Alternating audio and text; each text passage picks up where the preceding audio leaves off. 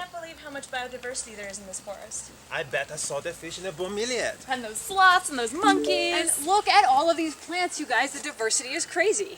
Hey, check this out. I just got a Snapchat from Michelle. Oh. Wow. That plant is moving. Oh my god. You guys, I think that's it right there. Is that it? Weird.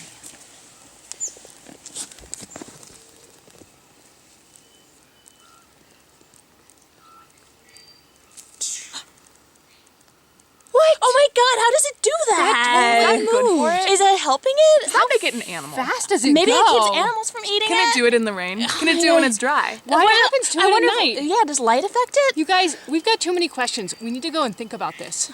Good point.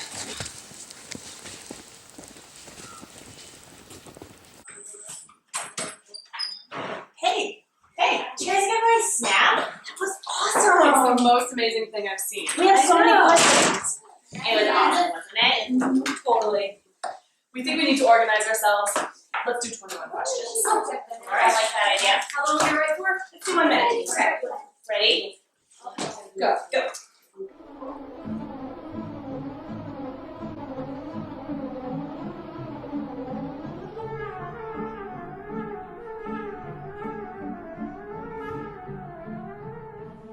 Time. Let's down.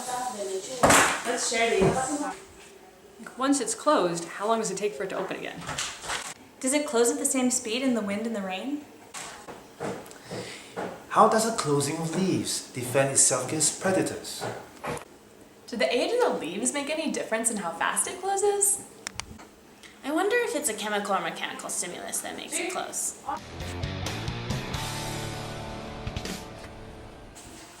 Alright guys, so we've been through a lot of different questions and we've decided on this one as the one we want to test. How does the time for the leaflet to reopen change after repeated triggered closings? So we're going to close the leaf, we're going to time how long it takes to open, then we'll do it again and see if there's any difference. We think maybe it'll take more time, maybe it'll take less time, maybe it won't make a difference at all. Now we need to standardize our methods and get in the field. We began by identifying an appropriate mimosa plant. All of our plants had leaves that measured between 4 and 6 centimeters in length from base to tip and were free from herbivory. We photographed the leaf in its original position, so we would know when it returned to its fully open state. We triggered the plant by running our finger along the leaf from stem to tip and started the timer once the leaflets had closed. We waited until the leaflets reopened and compared the new position to the original photograph. Once we decided the leaflets had reopened, we stopped the timer and recorded the time. We then waited 1 minute before triggering the plant again.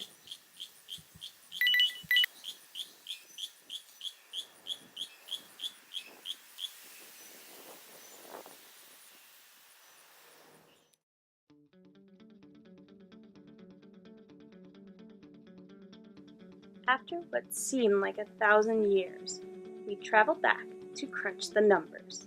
The data from every member of the group was combined into one data table. We had 10 plants total. We noticed that each individual plant was different than the others. For example, one plant that Ivy looked at was slow every time it reopened, and one plant that Keisha looked at was fast every time it reopened. To reduce the differences we saw, we decided to calculate a ratio. We divided each reopening time by the first reopening time for that plant to get the average ratio of reopening time. That way, we were comparing patterns in the time it took for the leaflets to reopen between plants, kind of like a handicap in golf or other sports. Next, we found the average of those ratios. We also calculated standard error, which is just one way of measuring how much variation there is in the data. In order to clearly communicate the patterns we saw, we made a graph. On the x-axis, we put the number of triggered closings. On the y-axis, we put the average ratio of reopening time.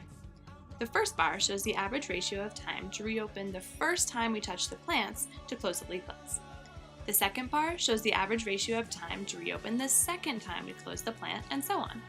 The higher the bar, the longer the plant took to reopen its leaflets. We also put the error bars. Our data shows that mimosa plants reopen their leaves more quickly the first time they are closed. After that, mimosa plants reopen their leaves more slowly. The variation we see in the time to reopen after the first triggered reopening was not significant. This data supports our hypothesis that the leaflet will take more time to reopen after repeated triggered closings. Obviously, more data will help support our conclusions.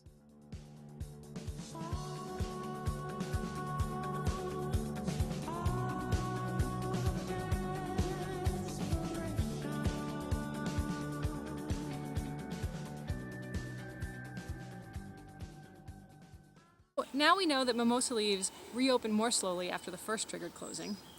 But all science leads to more questions. Yeah, like what molecular mechanism causes the leaflet to open more slowly? We still don't know why mimosa leaves evolved the ability to reopen in the first place. And so, back to the lab. Let's close this. You can't touch it. I told you, homeboy, you can't touch this.